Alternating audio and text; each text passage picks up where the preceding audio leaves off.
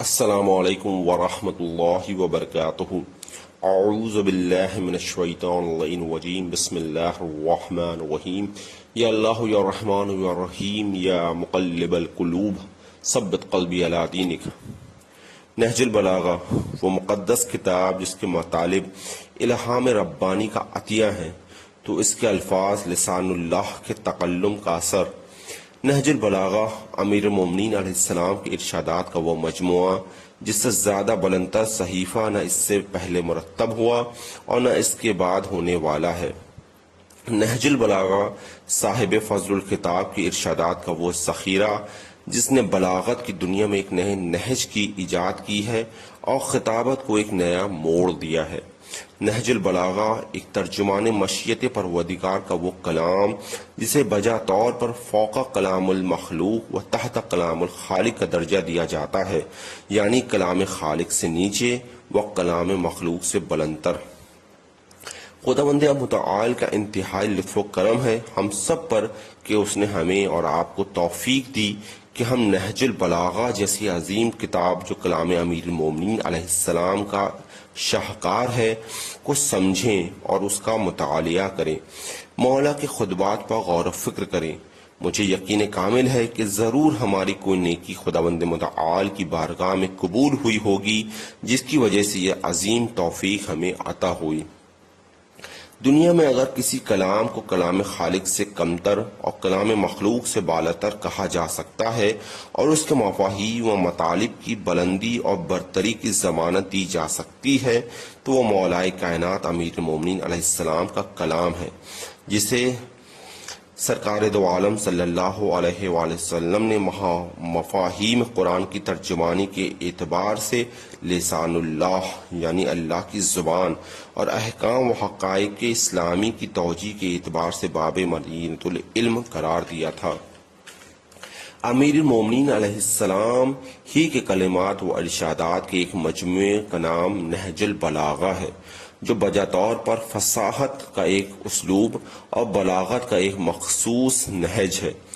بچوں کے لیے اگر آسان طریقے سے سمجھانے کی کوشش کروں تو نہج البلاغہ مولا کے کلمات کا مجموعہ ہے، یعنی بہت ساری کتابوں میں مولا کے خطبے، لیٹرز و شارٹ سینگز تھیں جنہیں ساری الگ الگ کتابوں سے لے کر ایک ہی کتاب میں جمع کر دیا گیا ہے، جسے آج ہم کمپائلیشن بھی کہتے ہیں۔ فصاحت بہترین الفاظ و کلمات کے انتخاب کا نام ہے، یعنی اچھے ورڈز کا استعمال فصاحت کہلاتا ہے، اور بلاغت ان الفاظ و کلمات کے برمحل استعمال کو کہا جاتا ہے، یعنی سچویشن کے اعتبار سے بہترین گفتگو کو بلاغت کہتے ہیں۔ اس اعتبار میں نہج البلاغہ کی بلاغتی حیثیت کا اندازہ کرنے کے لیے اور اس کے ہر خطبے، خط، وصیت یا کلمہ حکمت کی عظمت کا اندازہ کرنے کے لیے اس موقع و محل کا بہرحال جائزہ لینا ہوگا، یعنی دیکھنا ہوگا کہ مولا نے کن سچویشن میں خطبہ دیا ہے، جس موقع و محل پر اس کلام کا استعمال ہوا ہے یا اس خطبے کا ارشاد ہوا ہے۔ جنگ صفین کے موقع پر اگر اہل کوفہ کو سرزنش کی گئی ہے، برا کہا گیا ہے، تو اس کا یہ مطلب ہرگز نہیں ہے کہ تمام اہل کوفہ ہر دور میں ایسے ہی رہے ہیں، اور جنگ جمل کے موقع پر اگر اہل بصرہ کی مذمت یا عورت کی کمزوری کا اعلان کیا گیا ہے تو اس کا نتیجہ یہ نہیں ہو سکتا کہ تمام اہل بصرہ ہر دور میں نالائق ہی قرار دے دیے جائیں یا ہر عورت کو انہی اوصاف، انہی کوالٹیز کا حامل سمجھ لیا جائے جو اس موقع پر بعض خواتین کا تھا، یعنی ہر خطبے کا پس منظر و بیک گراؤنڈ سمجھنا ضروری ہے۔ قبل اس کے کہ ہم نہج البلاغہ کے خطبوں کی شرح، اس کی انڈرسٹینڈنگ کی طرف بڑھیں، ہمیں اصل نہج البلاغہ بطور کتاب کی انڈرسٹینڈنگ ہونا ضروری ہے اور اس کے مصنف کی بھی سمجھ ہونا ضروری ہے۔ اس مقدس کتاب میں امیر المومنین علیہ السلام کے 3 طرح کے ارشادات درج کیے گئے ہیں۔ ایک انداز کا نام خطبہ ہے، اور دوسرا اسلوب کا نام کتب و رسائل ہے، اور تیسرے کو حکمت و کلمات قصار سے تعبیر کیا گیا ہے، یعنی کچھ خطبے ہیں، مولا کے کچھ لیٹرز ہیں، وہ مولا کے کچھ سیئنگز ہیں۔ خطبہ کسے کہتے ہیں؟ خطبہ یعنی کسی آڈینس کے سامنے کوئی بیان دینا خطبہ کہتے ہیں۔ لیٹرز کا مطلب یہ کہ مولا نے اس زمانے میں اپنے جو چاہنے والوں کو، اپنے جو گورنرز کو خط لکھے تھے وہ لیٹرز بھی ہیں، اور شارٹ سینگس یعنی جسے ہم حدیث کہیں گے، کلمہ قصار، وہ بھی اس میں جمع کیے گئے ہیں۔ نہج البلاغہ کے ٹوٹل خطبات کی تعداد 241 ہے۔ اس کے بعد خطبوں کی بھی 4 قسمیں ہیں۔ 123 خطب کو بعنوان خطبہ نقل کیا گیا ہے، 110 خطبوں کو کلام کے انداز سے نقل کیا گیا ہے، 4 خطبے کالا علیہ السلام کے عنوان سے ہیں، اور 4 خطبے دعا کے انداز سے نقل کیے گئے ہیں۔ خطبہ و کلام میں ایک بنیادی فرق ہے۔ خطبہ یعنی وہ بیان جس میں سامنے ایک کثیر مجمع ہو، وہیں کلام یعنی سامنے ایک یا 2 فرد موجود ہیں۔ خطبہ کا مطلب یہ ہے کہ جب بہت بڑی ایک آڈینس جو ہے سامنے بیٹھی ہو، جس میں الگ الگ طرح کے فرد بیٹھے ہیں، بوڑھا بھی ہے، بچہ بھی ہے، پڑھا لکھا بھی ہے، جوان بھی ہے، جب آپ کوئی تقریر کرتا ہے تو پھر سب کو کنسیڈر کر کے کہ ہم ایک ایسی گفتگو کریں جو سب کے سمجھ میں آئے، اس کو خطبہ کہتے ہیں۔ کلام میں یہ ہوتا ہے کہ سامنے ایک یا 2 فرد بیٹھے ہیں، اب آپ کو پتا ہے کہ سامنے پڑھا لکھا آدمی ہے، جاہل آدمی ہے، تو آپ کے لیے گفتگو کرنا تھوڑا آسان ہو جاتی ہے، اس کو کلام کہا جاتا ہے۔ ایک بات قابل غور ہے، وہ یہ کہ کسی خطبے کو مکمل خطبہ یا کلام کا نام نہیں دیا گیا ہے، جبکہ اکثر خطبات بہت طویل یعنی لیندھی بھی ہیں،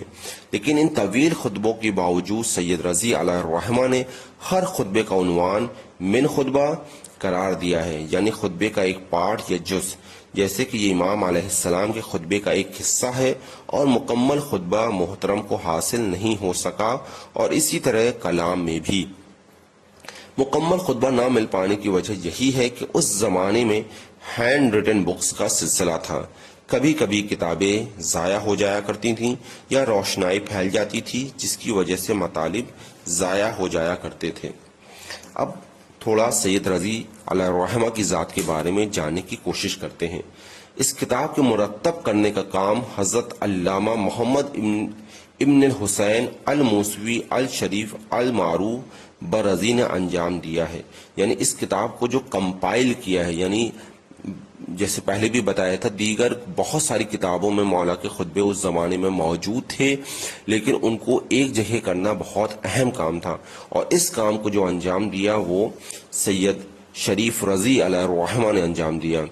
جو علم الہدا سید شریف المرتضیٰ کے برادر حقیقی تھے، یعنی سگے بھائی تھے، اور جن کی تعلیم کے لیے معصومہ عالم صلی اللہ علیہ وسلم نے، یعنی بی بی فاطمہ الزہرا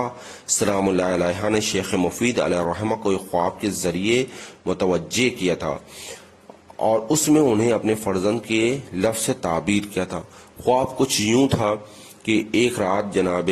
شیخ مفید علیہ الرحمہ نے خواب میں دیکھا کہ بی بی فاطمہ الزہرا سلام اللہ علیہا 2 بچوں کو ہاتھ پکڑے ہوئے لے کے آئی ہیں ان کی خدمت میں، اور کہا ہے کہ اے شیخ، میں چاہتی ہوں تم میرے بچوں کو تعلیم دو۔ جب یہ خواب انہوں نے دیکھا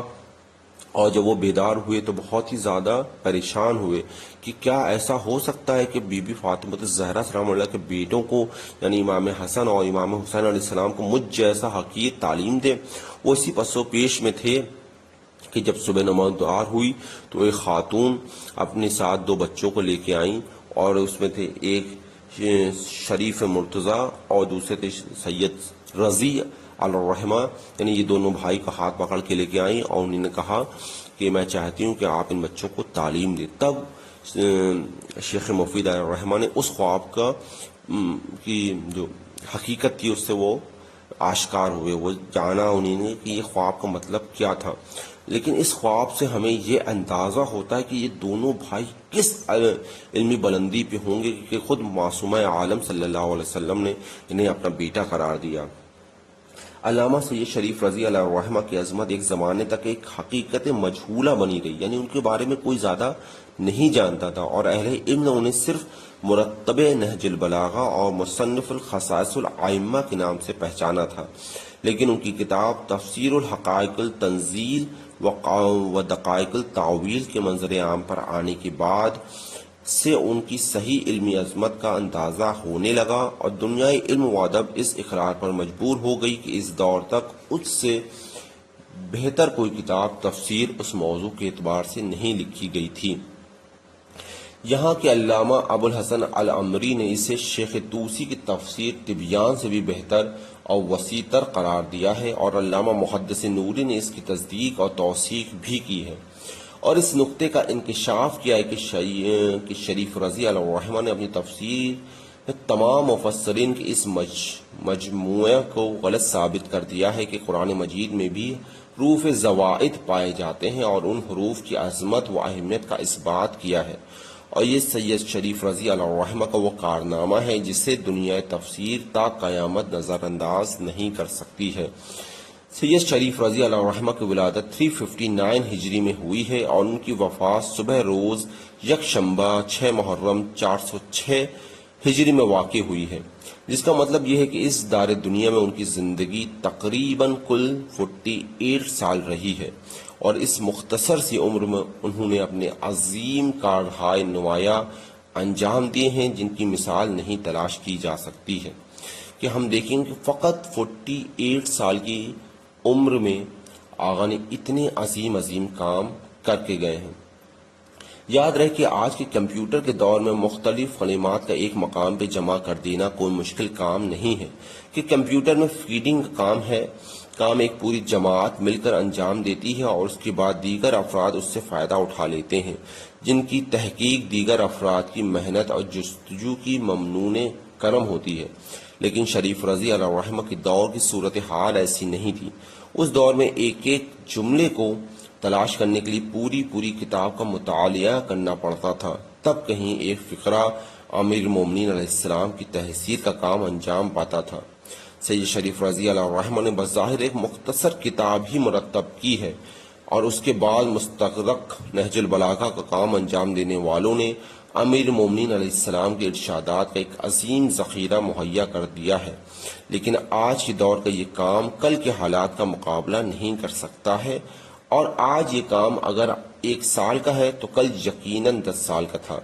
لیکن کس قدر بابرکت تھی سید رضی اللہ عنہ کی زندگانی کہ اس 48 سال کے اندر سینکڑوں کتابوں کا مطالعہ کر کے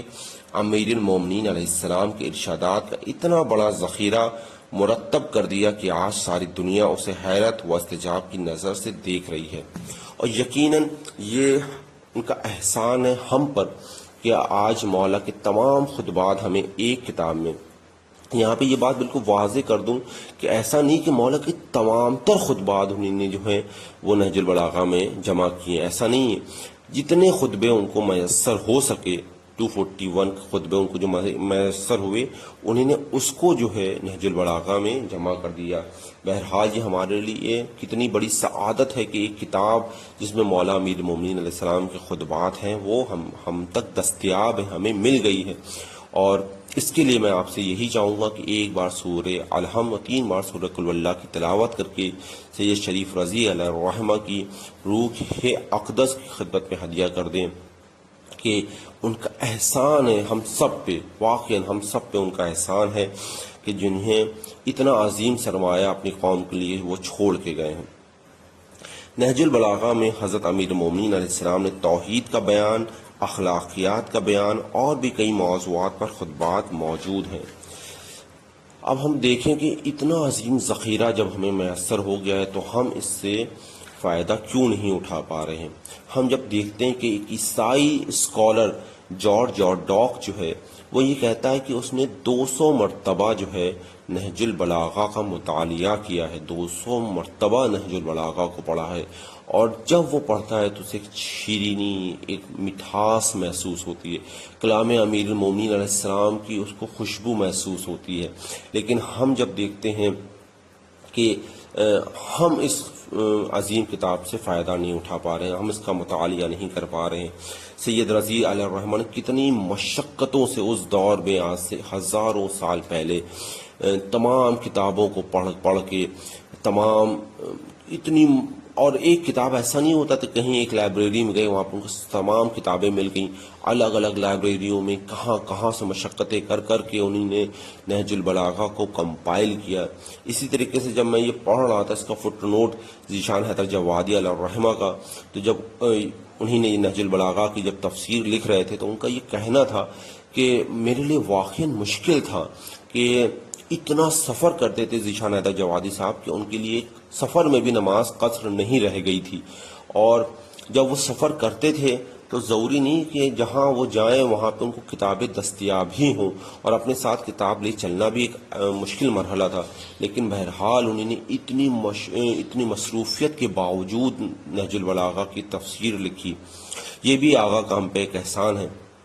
اسی طریقے سے اگر ہم آیت اللہ امینی علیہ الرحمہ کو دیکھیں کہ انہوں نے جب المیزان لکھی تو 20 جلدیں لکھنے میں انہوں نے کتنی سفر کتنا مشقتیں برداشت کی امیر المومنین علیہ السلام کی ذات کے لیے، کہ 16 سال انہوں نے اپنی زندگی کے جو ہیں وہ الغدیر لکھنے میں صرف کیے. اب ہم ذرا سوچیں، ہم ذرا غور و فکر کریں اس بات پہ کہ اگر کہیں ایسا ہو کہ ہم محشر میں کھڑے ہوں امیر المومنین علیہ السلام کے سامنے اور یہ عظیم ہستیاں ہمارے سامنے موجود ہوں، انہوں نے امیر المومنین کے لیے اتنا کچھ کیا ہے، اتنا کچھ کیا ہے. کسی نے نہج البلاغہ کو کمپائل کیا، کسی نے نہج البلاغہ کی تفسیر لکھی، کسی نے نہج البلاغہ کو 200 مرتبہ پڑھا، کسی نے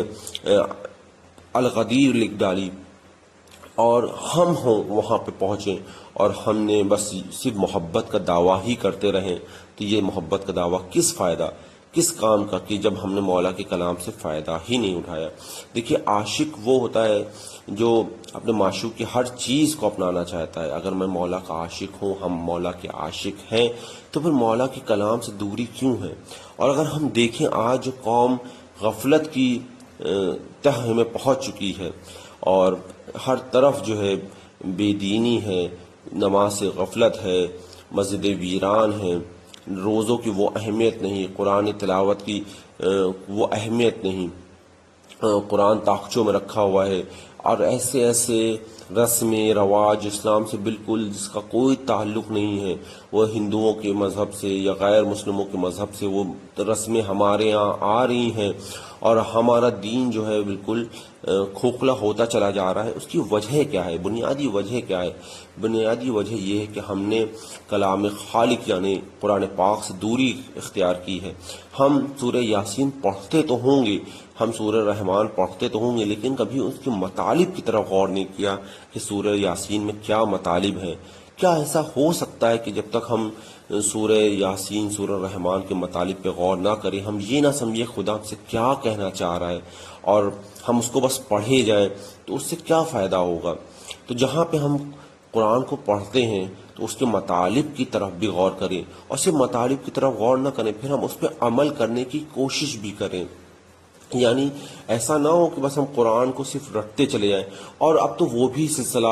جو دیکھنے میں آتا ہے کہ بس ماہ مبارک رمضان چلا گیا تو اب قرآن کو اٹھا کے طاقچوں میں رکھ دیا گیا، اس کی تلاوت تک نہیں ہو رہی. کہ چلیے اگر اس کی صرف تلاوت ہی کریں تب بھی ایک روحانیت بہرحال ملتی ہے، لیکن ہم کو صرف تلاوت تک نہیں جانا ہے، ہم کو اس کا ترجمہ بھی پڑھنا ہے، پھر ترجمے کے بعد اس کی تفسیر پہ بھی جانا ہے کہ اگر کوئی سورہ آیا ہے تو کہاں پہ نازل ہوا، اس کی شان نزول کیا تھی، وہ اس میں کیا کیا مطالب بیان ہوئے ہیں. تو جو ہماری قوم آج قرآن سے دور ہوئی، اور دوسری بات کہ ہماری قوم جو ہے نہج البلاغہ سے دور ہو کے رہ گئی ہے. نہج البلاغہ میں مولا امیر المومنین نے توحید کے اوپر، اخلاقیات کے اوپر ہر ٹاپک مولا نے کور کر دیا، کہیں پہ اپنی قوم کو تنہا نہیں چھوڑا. ایک عظیم ذخیرہ جو ہے مولا اپنی قوم کے لیے دے گا، جس کو سید شریف رضی نے ہم پہ احسان کرتے ہوئے ایک جگہ مرتب کر دیا. لیکن قوم آج ہم دیکھتے ہیں کہ نہج البلاغہ سے دور ہے. ہمارے علماء بھی نہج البلاغہ کو اتنی اہمیت نہیں دیتے. اب کبھی مجلس میں کبھی ذکر بھی نہیں آتا، بہت کم، بہت ہی ایسے کم اور اچھے علماء ہیں جو نہج البلاغہ کو ویلیو دیتے. تو یہ قرآن سے دوری اور نہج البلاغہ سے دوری قوم کی اصل غفلت کا سبب ہے. اگر ہم قرآن کی طرف آ جائیں پلٹ کے، اور اگر ہم نہج البلاغہ کی طرف آ جائیں تو واقعاً ہم ہدایت کے راستے پہ چلے جائیں گے. اگر ہم اس وصیت کو، اس نصیحت کو دیکھیں جو امام زمان علیہ السلام نے آیت اللہ مشی نجفی علیہ الرحمہ کو دی تھی، تو اس میں انہوں نے کہا تھا کہ آپ نہج البلاغہ کو حفظ کریں، یعنی صرف پڑھنے پہ نہیں وہ رکے، بلکہ انہوں نے کہا کہ امام نے فرمایا کہ انہیں حفظ کریں، یعنی ان جملے جو معصوم کے جملے ہوتے ہیں، مولا امیر المومنین کے جملے، ان کا ایک اثر ہوتا ہے، اگر ہم ان کو یاد کریں تو ہمارے روح پہ اس کا اثر ہے، تو اگر ہم اس کو یاد نہیں کر رہے تو کم سے کم اس کا مطالعہ کریں۔ اب ہم دیکھیں کہ ہمارے نہج البلاغہ نہ پڑھنے کی کیا وجوہات ہو سکتی ہیں۔ پہلی چیز تو یہی کہ غفلت ہے جو ہم نے اپنے اوپر اوڑھ رکھی ہے، کہ ہمارے پاس، لوگ سمجھتے ہیں کہ ہمارے پاس وقت نہیں ہے، ہمارے پاس اتنا وقت ہی نہیں ہے کہ ہم نہج البلاغہ کو پڑھیں، یا غور ہی نہیں جاتا، جبکہ کتنا وقت جو ہے ہم ضائع کر دیتے ہیں۔ کہا جاتا ہے کہ مومن کے اگر 2 دن برابر ہو جائیں تو وہ گھاٹے میں ہے، یہ معصوم کا قول ہے۔ تو اگر ہمارے 2 دن برابر ہو رہے ہیں، اور کیسے، وہ ہم کو خود بھی اندازہ، اگر ہم اس بات پہ غور کریں کہ ہمارے کل کا دن اور آج کے دن میں کوئی فائدہ ہوا کہ نہیں ہوا، ہمارے علم میں کوئی اضافہ ہوا کہ نہیں ہوا، تو ہم ایک بار تھوڑا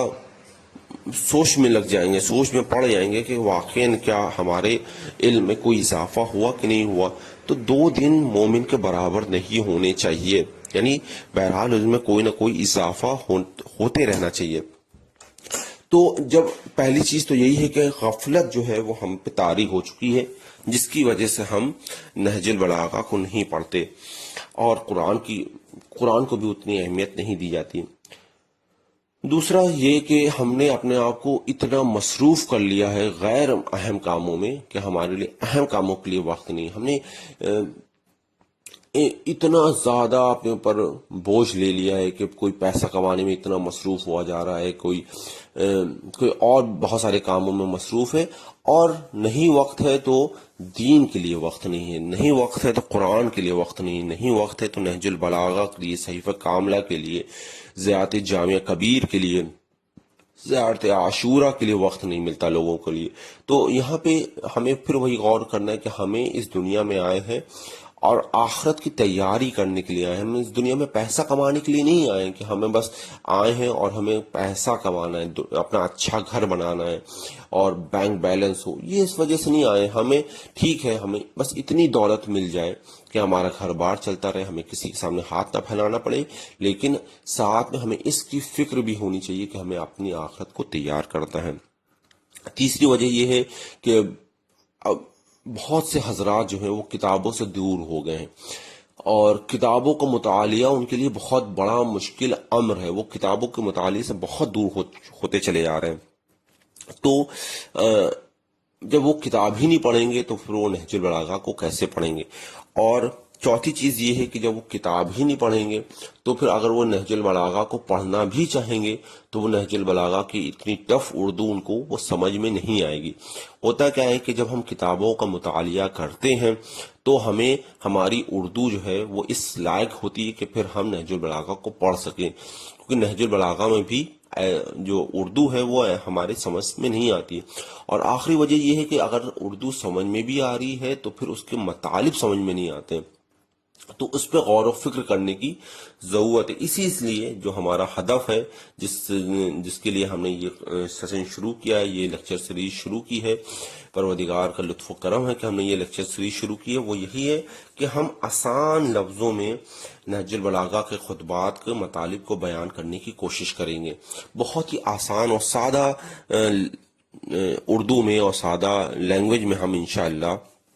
نہج البلاغہ کے جتنے بھی خطبات ہیں مولا کے، اور ان کی گہرائیوں کو آسان لفظوں میں آپ کے سامنے پیش کرنے کی کوشش کریں گے۔ اور یہ اس لیے بھی کیونکہ ہم مولا کے کلام کو سمجھ پائیں اور دین سے قریب ہو سکیں، یہ ہمارے اس درس کا ایک ہدف ہے، اور ایک عظیم ہدف ہے کہ ہم مولا کے کلام سے آشنا ہو سکیں کہ مولا کہنا کیا چاہتے ہیں، ہم سے محبت کا دعویٰ نہ کریں بلکہ مولا کے کلام کی طرف بھی رجوع ہو سکیں۔ تو انشاءاللہ جو اب میں آگے کی جتنے بھی دوسرے درس میں انشاءاللہ پہلے خطبے سے انشاءاللہ جو شروعات کرنے جا رہا ہوں، تو کوشش میری یہی رہے گی کہ بہت ہی آسان طریقے سے میں مولا کے خطبات کو آپ کی سماعتوں کی نظر کروں اور اچھے سے آپ کو وہ خطبے سمجھ میں آنے لگ جائیں۔ ایک آخری بات اور یہ کہنا چاہوں گا کہ نہج البلاغہ کے اوپر سید شریف رضی اللہ رحمہ پہ بہت سے اعتراضات ہمارے اہل سنت بھائیوں نے کیے ہیں۔ وہ وجہ یہی ہے کہ اس میں جو خطبہ نمبر 3 ہے، خطبہ نمبر 3 یعنی خطبہ شکشکیہ، اس میں مولا نے کچھ پہلے 3 خلیفہ کو بہت ہی ان کی مطلب حقیقت کھول کے رکھ دی ہے مولا نے اپنے خطبے میں۔ تو سید شریف رضی پہ اعتراض اور پھر نہج البلاغہ پہ اعتراض کہ یہ نہج البلاغہ مولا میر کا کلام نہیں ہے اور اس کو سید شریف رضی اللہ رحمہ نے خود سے گڑھ دیا ہے۔ تو اس طریقے سے بہت سارے اعتراضات بھی کیے گئے ہیں نہج البلاغہ پہ، لیکن وہ اعتراضات ہمارے درس میں اور ہمارے جو آڈیو لیکچر سیریز ہے اس سے ربط نہیں ہے۔ یعنی اگر کوئی اس اعتراضات کو سمجھنا چاہتا ہے اور یہ جاننا چاہتا ہے کہ کتنے اعتراضات اس کتاب پہ کیے گئے ہیں اور ان کا کیا اچھا جواب ہے، کیونکہ ہوگا یہ کہ اب بھی آپ نہج البلاغہ کو سنیں گے تو ہو سکتا ہے کہ کوئی آپ سے اہل سنت بھائی یہ کہے کہ یہ نہج البلاغہ کو ہم اتھینٹک نہیں مانتے ہیں، سید شریف رضی اللہ رحمہ کے اس کام کو ہم عظیم نہیں مانتے اور اس کو اتھینٹک نہیں مانتے، اور ہم یہی نہیں مانتے کہ یہ مولا کا کلام ہے۔ تو انشاءاللہ وہ اگر آپ کہیں گے تو وہ سارے اعتراضات اور اس کے بہت ہی بہترین جوابات جو ہمارے علماء نے نقل کیے ہیں وہ آپ کی خدمت میں ہدیہ کر دیا جائے گا، لیکن میں فی الحال اسے اس لیکچر سیریز کا حصہ نہیں مان رہا ہوں، اور اس کو اس میں ہماری جو اگلے ہفتے سے جو لیکچر سیریز شروع ہوگا اس میں ہم اس کا حصہ نہیں رکھیں گے۔ لیکن اگر آپ نے کہا اور آپ نے اس کی مطلب ضرورت محسوس کی تو آپ ہم سے میسج کر سکتے ہیں، انشاءاللہ ان اعتراضات اور ان کے جوابات بھی آپ کی خدمت میں پیش کیے جائیں گے انشاءاللہ۔ اللہ سے دعا کرتے ہیں کہ پروردگار ہماری اس مختصر سی عبادت کو قبول فرمائے، مولا امیر علیہ السلام ہماری اس مختصر سی عبادت کو قبول فرمائے اور ہمارے اس کام سے راضی ہوں، ہمیں زیادہ سے زیادہ نہج البلاغہ سمجھنے اور نہج البلاغہ کو سمجھ کر اس پہ عمل کرنے کی توفیق دے۔ پروردگار ہمیں زیادہ سے زیادہ قرآن کو سمجھنے اور قرآن پہ عمل کرنے کی توفیق دے، ہمیں پروردگار ویسا بنا دے جیسا مولا امیر علیہ السلام چاہتے ہیں، جیسا امام حسین علیہ السلام ہم سے چاہتے ہیں، اور پروردگار ہمیں امام زمانہ کے کام آنے کی توفیق دے، ہمیں زیادہ سے زیادہ دین کی خدمت کرنے کی توفیق دے۔ پروردگار ہمارے 2 دن ہمیشہ برابر نہ رہے، ہمارا ہر دن پچھلے دن سے بہتر ہو اور بہتر سے بہتر ہوتا چلا جائے، یہاں تک کہ جب ہم دنیا سے جائیں تو ایک کامیاب انسان اس دنیا سے جائے، ایک ایسا انسان اس دنیا سے جائے جس نے دنیا میں آنے کے بعد تمام کامیابی حاصل کر لی ہے۔ پروردگار تجھ سے یہ بھی دعا کرتے ہیں کہ یہ جو وبا پھیلی ہوئی ہے اس کو مولا امیر علیہ السلام کے صدقے میں ختم فرما۔ جتنے بھی اس وقت مومنین ہیں جو اس وبا میں مبتلا ہیں، جو پریشان حال ہیں، جن کی روزی چلی گئی ہے، جن کی ان سب کی مالی حالات اور بیماریوں کو شفا یابی عطا فرما۔ پروردگار جن کے گھر میں جوان لڑکے ہیں، لڑکیاں ہیں، جن کی شادی نہیں ہو پا رہی، ان کی شادیوں کا اسباب فراہم فرما۔ پروردگار جو بے اولاد ہے، پروردگار ان سب کو جناب مسلم علیہ السلام کے فرزندوں کے صدقے میں ان کو اولاد عطا فرما۔ پروردگار ہم سب کو عاشقان قرآن بنا دے، پروردگار ہم سب کو نماز شب کا پابند بنا دے۔ پروردگار پالنے والے ہمارے والدین کا سایہ ہمارے سروں پہ قائم و دائم رہے۔ پروردگار ہمارے مرحومین جو اس دنیا سے چلے گئے ان سب کی مغفرت فرما۔ پروردگار امام زمان علیہ السلام کا ظہور فرما، ہمیں ان کے انصار میں شمار فرما۔ والسلام ورحمۃ اللہ وبرکاتہ۔